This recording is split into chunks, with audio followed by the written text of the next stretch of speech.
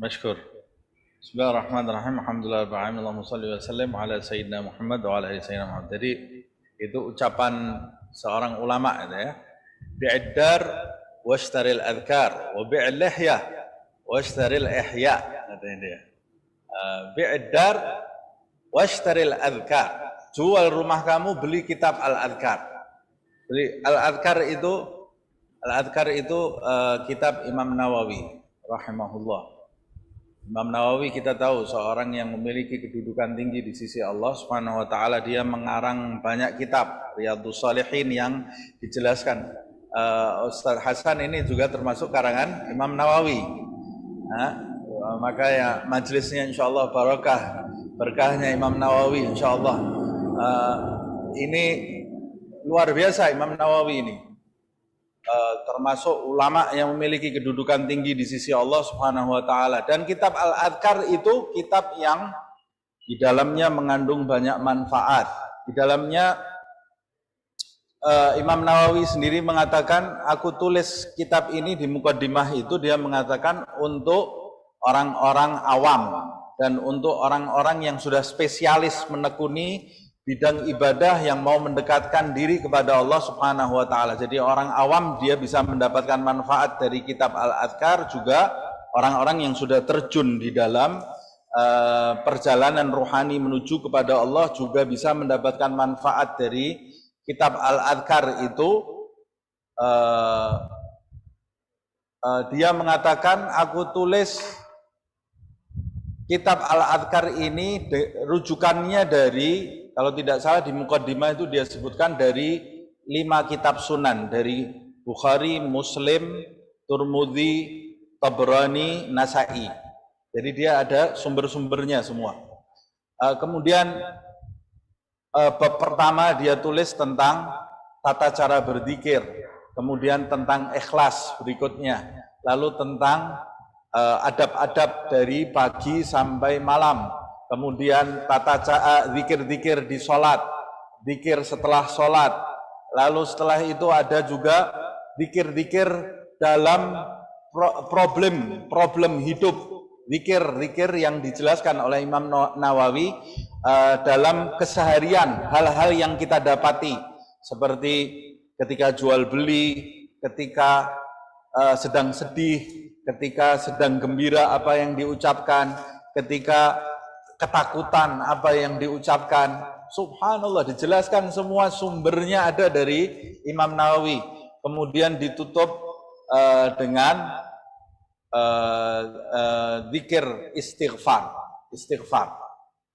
Ini kitab yang luar biasa, dan seharusnya setiap orang di antara kita juga menyempatkan diri untuk mengkaji kitab-kitab Imam Nawawi, khususnya kitab Al-Adhkar ini. Nah, kalimat itu bi'dar washtaril adhkar, apa maknanya?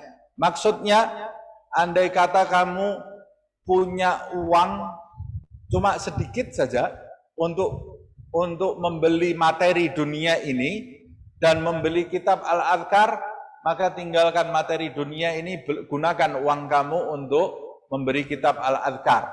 Kalau andai kata kamu harus jual rumah kamu untuk beri kitab Al-Adhkar ini, karena rumah itu hanya bisa mengayomi kita di dunia, tapi kitab Al-Adhkar itu kalau kita pelajari, kita amalkan, kita dapat pengayoman di dunia, karena orang yang bertakwa rezekinya pasti ditanggung oleh Allah. Yang kedua, kita dapat pengayoman nanti dari Allah di akhirat nanti, ketika matahari cuma 1 jengkal, tidak ada la dhilla illa dhilluh, tidak ada naungan kecuali naungannya Allah Subhanahu wa taala. Melalui kitab Adhkar ini orang bisa mendapatkan keberuntungan.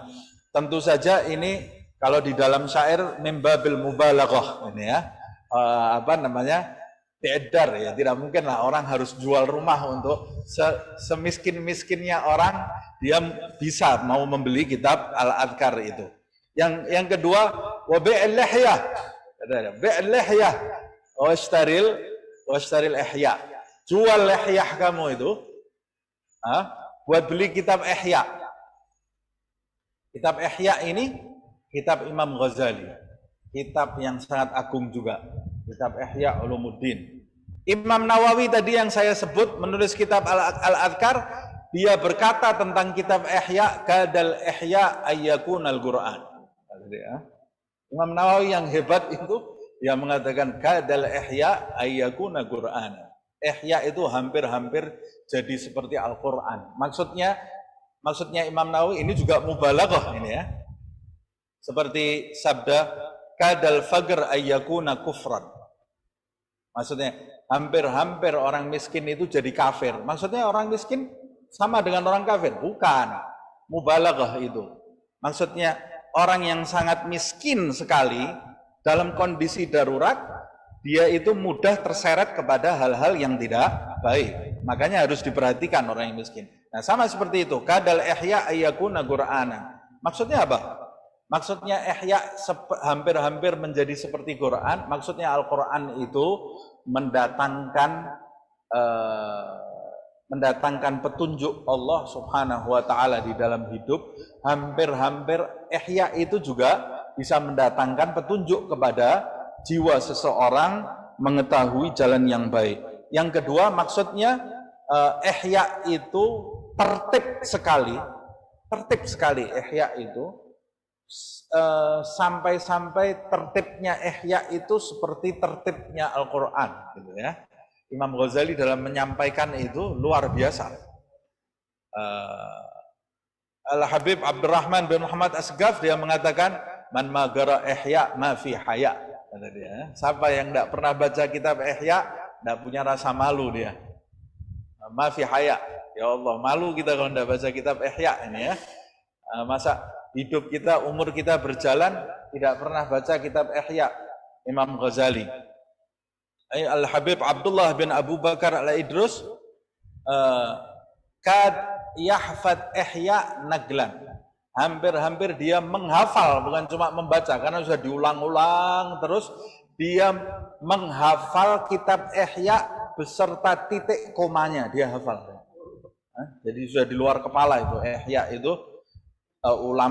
Para ulama sampai mengatakan siapa yang suka dengan kitab Imam Ghazali itu berarti dia ulama khair. Siapa yang tidak suka, ulama yang tidak suka dengan kitab Ghazali, ulama su itu. Nah, karena Imam Ghazali itu hujjatul Islam. Nah, Imam Ghazali di dalam kitab Ihya itu menjelaskan apa yang kita perlukan, khususnya di zaman akhir ini banyak kesesatan di mana-mana. Maka sudah menjadi seperti wajib bagi orang yang mau mendapat petunjuk Allah meluangkan waktunya untuk membaca kitab Ihya. Bi'il lihyah washtaril ihya. Apa maksudnya? Lihyah itu jenggot itu kesempurnaannya orang laki. Orang laki nggak pakai jenggot, kurang. Bahkan sampai ada sebagian orang, ulama mengatakan mencukur jenggot itu haram. Jenggot itu harus dijaga walaupun sedikit. Ada sebagian ulama yang mewajibkan itu ya. Sebagian lagi mengatakan sunnah. Tapi di sekitar orang Arab itu laki-laki yang nggak pakai jenggot ini laki-laki yang kurang. Laki-laki itu yang sempurna yang punya jenggot. Ini orang Arab seperti itu ya. Nah, makanya dia mengatakan bi'il lihyah washtaril ihya. Kamu kalau harus menjual jenggot kamu untuk mendapatkan ihya, cukur jenggot kamu, cari ihya. Umpamanya kalau ada orang sayembara, orang ngasih syarat, cukur jenggot kamu, saya kasih kitab ihya. Cukur jenggot kamu, ambil kitab ihya itu. Nah, ada yang mengatakan juga, maknanya kamu kalau punya kitab ihya, kamu baca, kamu amalkan dalam kehidupan sehari-hari, walaupun kamu nggak punya jenggot, kamu tetap sempurna. Walaupun tidak ada jenggotnya, kamu tetap sempurna. Sebaliknya orang yang jenggot nggak pernah baca ihya, ya Allah, ini orang yang kurang dari sisi manapun. Wallahu a'lam bishawab.